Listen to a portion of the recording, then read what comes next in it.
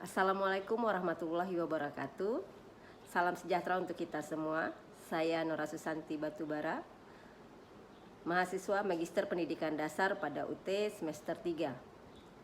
Pada perkuliahan dengan mata kuliah Studi Komparatif Pendidikan Dasar di berbagai negara, saya akan mempresentasikan diskusi yang pada sesi 6 ini memiliki tema mengenai kesetaraan gender di dalam pendidikan dasar.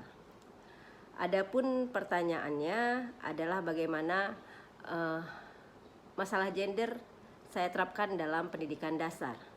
Sebagai seorang guru, tentu saja saya mempunyai peran yang sangat krusial dalam memberikan pemahaman kepada siswa saya mengenai kesetaraan gender.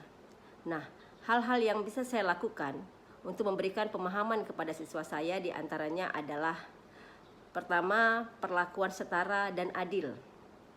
Yang dimaksud di sini adalah saya tidak memberikan perbedaan dalam perhatian, kesempatan kepada siswa-siswa saya. Misalnya ketika melakukan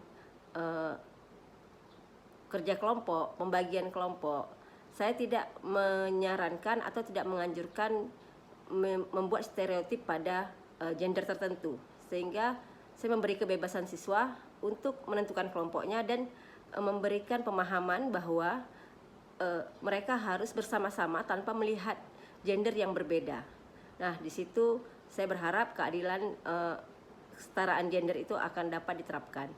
Kemudian hal kedua yang biasa saya lakukan adalah kurikulum dan materi pembelajaran yang tanggap gender. Maksudnya di sini ketika ada materi-materi yang membuat saya harus memberikan pemahaman gender kepada siswa, saya harus memberikan pemahaman bahwa perbedaan gender bukanlah sesuatu yang menjadi penghalang. Sebagai contoh, misalnya ketika menyampaikan tentang profesi, seringkali profesi-profesi tertentu itu dikaitkan pada gender tertentu. Misalnya ketika siswa ingin menjadi polisi, maka kebanyakan yang ingin menjadi polisi adalah laki-laki. Namun saya harus memberikan pemahaman, contoh-contoh nyata bahwa ada loh polisi perempuan dan bukan tidak mungkin, dan polisi perempuan juga dibutuhkan di negara ini, sehingga anak-anak terpacu dan melihat bahwa profesi itu tidak melihat gender. Banyak profesi yang dilakukan oleh berbagai macam gender.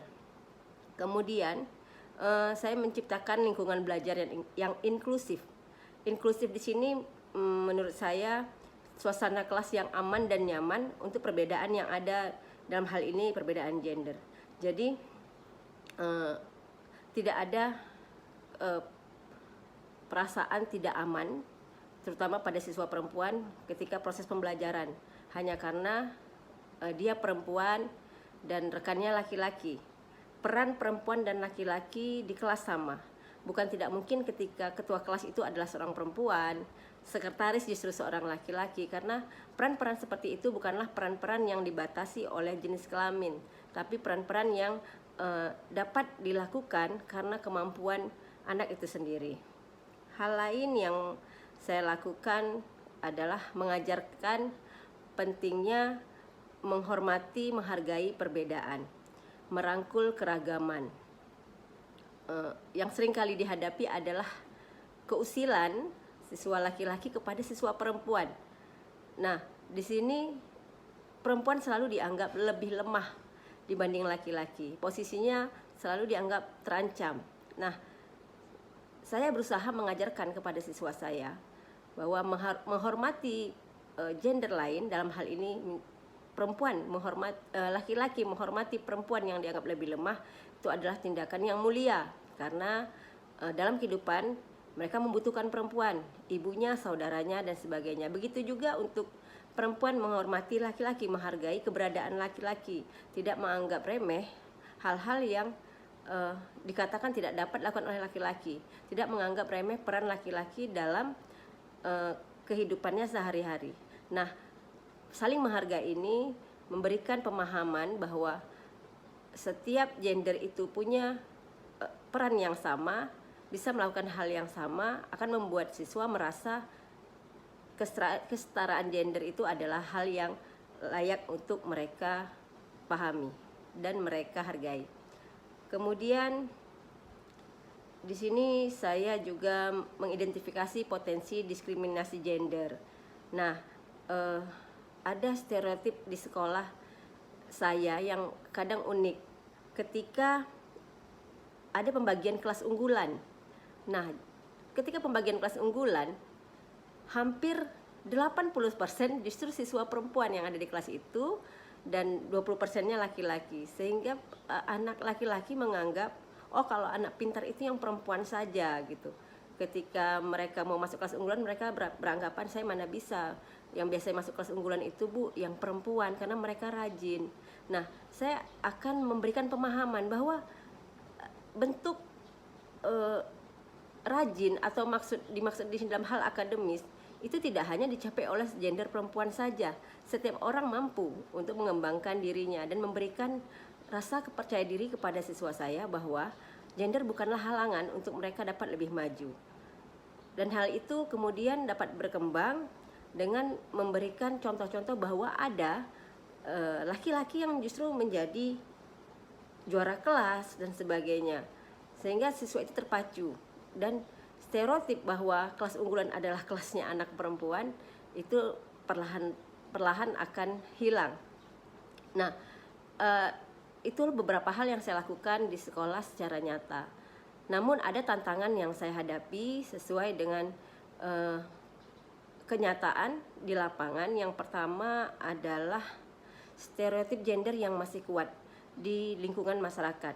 Jadi ketika saya menerapkan hal ini di sekolah, mungkin akan mendapat tantangan ketika siswa-siswa saya sudah mendapatkan pemahaman yang kuat dari keluarganya mengenai perbedaan gender, di mana mereka mendapat pemahaman dari keluarga bahwa perempuan itu lemah, sementara laki-laki lebih kuat. Laki-laki lah jadi pemimpin, perempuan tidak bisa jadi pemimpin. Nah, hal-hal itu yang membuat saya harus lebih keras untuk berusaha menampilkan hal-hal yang bisa meyakini siswa bahwa perbedaan gender bukanlah halangan untuk hal-hal yang bisa dilakukan oleh siapapun. Kemudian saya melihat juga ada kurangnya bentuk-bentuk sosialisasi atau pemahaman kepada masyarakat. Biasanya sosialisasi tentang gender itu hanya dilakukan pada kalangan-kalangan tertentu, kalangan-kalangan pendidik atau pada lingkungan-lingkungan akademis. Sementara sosialisasi kepada masyarakat masih dinilai kurang, mungkin melalui media sosial dan sarana-sarana yang bisa disampaikan kepada masyarakat umum. Kemudian yang paling menjadi tantangan adalah resistensi dari beberapa pihak. Bicara soal gender mungkin kita akan berbentur dengan keyakinan beragama.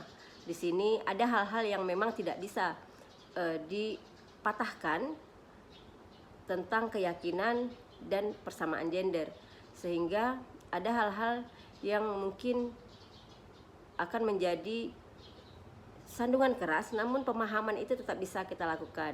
Jadi kita memberikan pemahaman kepada siswa bahwa ya, kalau dalam beribadah, contohnya agama Islam, maka yang menjadi imam pemimpinnya adalah laki-laki dan itu adalah sebuah keharusan. Tapi di dalam kehidupan sehari-hari, dalam bermasyarakat, seorang perempuan juga mampu menjadi pemimpin. Hal-hal seperti itulah yang kemudian saya sampaikan kepada siswa sehingga mereka dapat memahami posisinya dalam kaitannya mengenai kesetaraan gender. Saya rasa hal-hal itu yang dapat saya sampaikan. Semoga dapat dilanjutkan dengan diskusi selanjutnya. Terima kasih. Assalamualaikum warahmatullahi wabarakatuh.